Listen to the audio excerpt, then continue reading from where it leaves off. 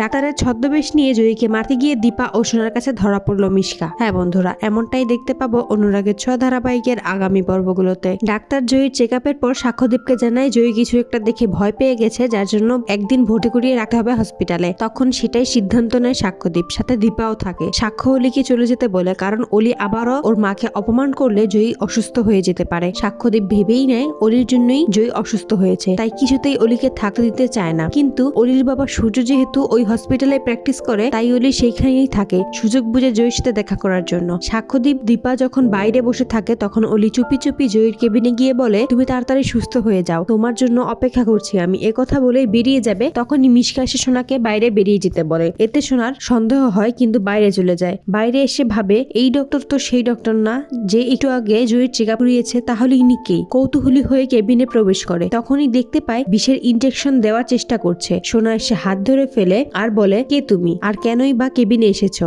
সোনার চেঁচানোতে ছুটে আসে দীপা ও সাক্ষ্য। সবাই ডাক্তারের ছদ্মবেশে মিশকাকে হাতে নাতে ধরে ফেলে। তো বন্ধুরা, তোমরা এটাই তো চাও, ডাক্তারের ছদ্মবেশে মিশকাকে হাতে নাতে ধরে উচিত শিক্ষা যেন দেয় দীপা ও সোনা? কমেন্টে জানাও।